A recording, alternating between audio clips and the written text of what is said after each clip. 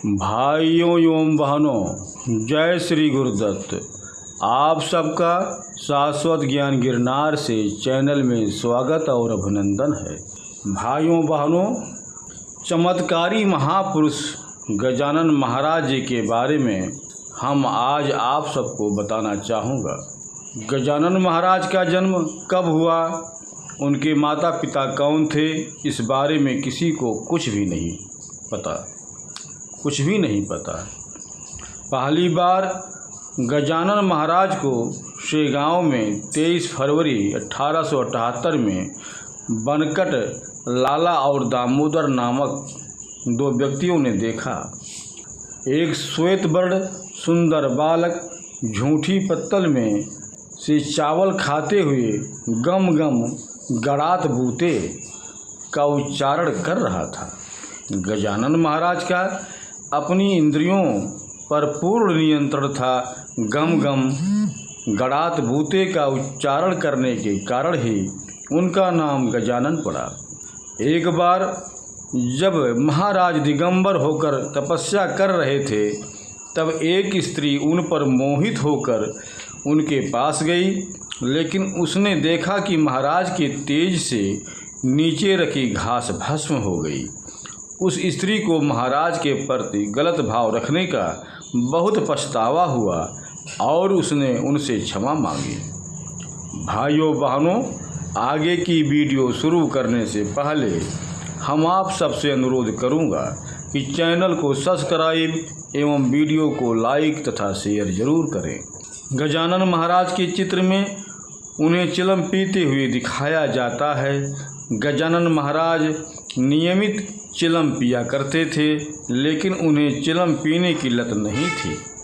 माना जाता है कि वे अपनी बनारस के भक्तों को खुश करने के लिए चिलम पिया करते थे। गजानन महाराज चमत्कारी महापुरुष थे।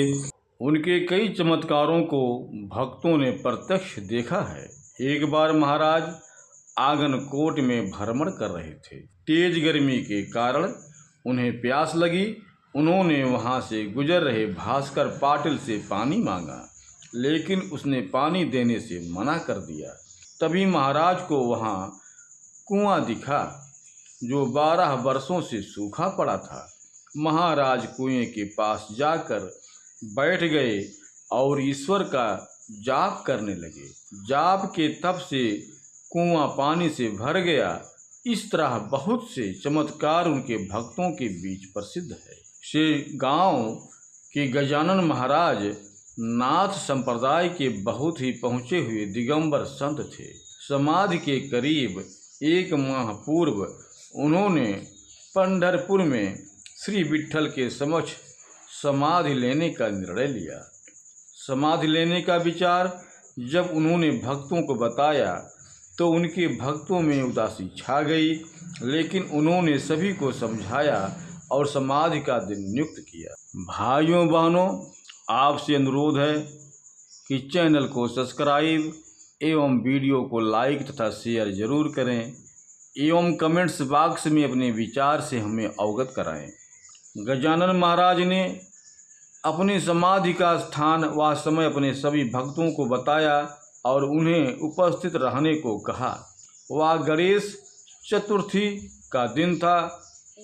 उस पूरे दिन महाराज बहुत प्रसन्न थे और उन्होंने अपने भक्तों से बातें की और उन्हें समझाया कि वे सदा उनके साथ रहेंगे और अंत में बाला भाऊ को अपने करीब बैठने के लिए कहा और जय गजानन कहते हुए अंतिम सांस ली।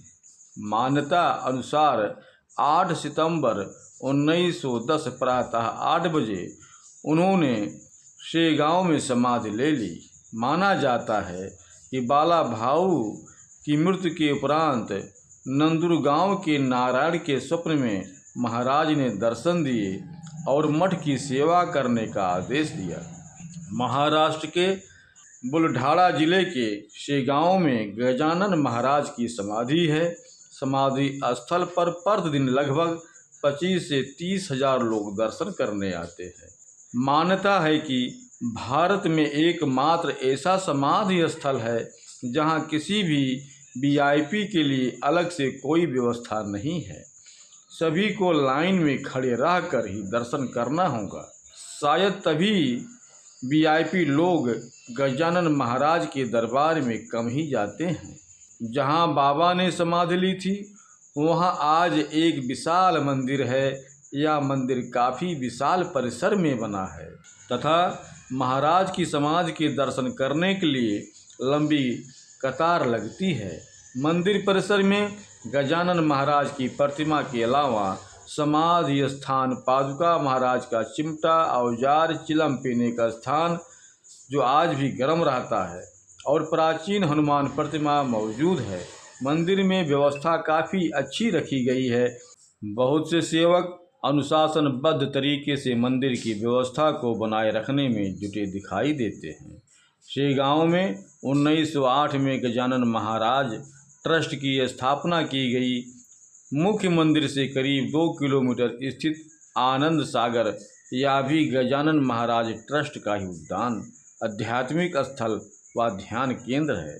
325 एकड़ के क्षेत्र में बसे आनंद सागर सुंदर सुसज्जित प्राकृतिक स्थल से परिपूर्ण है, जिसमें करीब 50,000 अलग अलग प्रकार के वृक्ष, विभिन्न प्रकार के फूल और हजारों लताएं हैं। इसमें 50 एकड़ क्षेत्र में एक विशाल तालाब बनाया गया है जो पर्यटकों के आकर्षण का केंद्र है। तालाब के मध्य में टापूनुमा स्थान पर ध्यान केंद्र बनाया गया है जो विवेक आनंद केंद्र कन्याकुमारी का प्रतिरूप है। यहाँ पर बच्चों के खेलने के लिए झूले, फिसल पट्टियाँ और रेलगाड़ी है जो कि संपूर्ण क्षेत्र का भ्रमण कराती हैं। इसके अलावा म्यूजिकल फाउंटेन, फिश म्यूजियम और बहुत से छोटे बड़े मंदिर हैं जो लोगों को आकर्षित करते हैं। संपूर्ण क्षेत्र का भ्रमण करने के लिए 3 से 4 घंटे का समय लगता है। ध्यान केंद्र तक जाने के लिए पैदल रास्ते के अलावा वाटर बोर्ड की व्यवस्था भी है। कुल मिलाकर यह एक बहुत ही सुंदर, रमणीक व आध्यात्मिक स्थान है। इस क्षेत्र की प्रमुखता है इसका रखरखाव जो देखते ही बनता है। हर 10 कदम पर गजानन महाराज ट्रस्ट का एक सेवक उद्यान की स्वच्छता का ध्यान रखने हेतु उपस्थित रहता है। उद्यान में पीने के स्वच्छ पानी की निःशुल्क व अल्पाहार भोजन आदि की उचित व्यवस्था निःशुल्क पर है। नंदुरा के हनुमान, इसके अलावा शेगांव से 50 किलोमीटर के क्षेत्र में स्थित है नंदुरा के हनुमान की प्रतिमा जो कि करीब 100 फुट ऊंची है। नंदुरा शेगांव से जलगांव की ओर जाते समय खामगांव से कुछ किलोमीटर आगे आता है। मूर्ति दर्शन हेतु गांव में अंदर जाने की आवश्यकता नहीं है।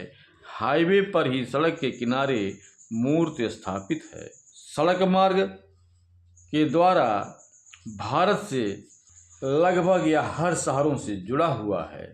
शेगांव में रेलवे स्टेशन है। मध्य रेलवे का यह railway station Mumbai Kolkata rail मार्ग से जुड़ा हुआ है। महाराष्ट्र एक्सप्रेस, विदर्भ एक्सप्रेस, नवजीवन एक्सप्रेस और हावड़ा अहमदाबाद एक्सप्रेस कुछ खास ट्रेनें हैं जो शेगांव से होकर गुजरती हैं। भाइयों बहनों, हम आप लोगों से अनुरोध करूंगा कि जीवन में कभी न कभी चमत्कारी संत महापुरुष गजानन महाराज का दर्शन पूजन करने अवश्य जाएं। अब हम अपने शब्दों को यहीं पर विराम दूंगा। पुनः मिलेंगे अगले वीडियो में। जय श्री गुरुदत्त, जय श्री गुरुदत्त।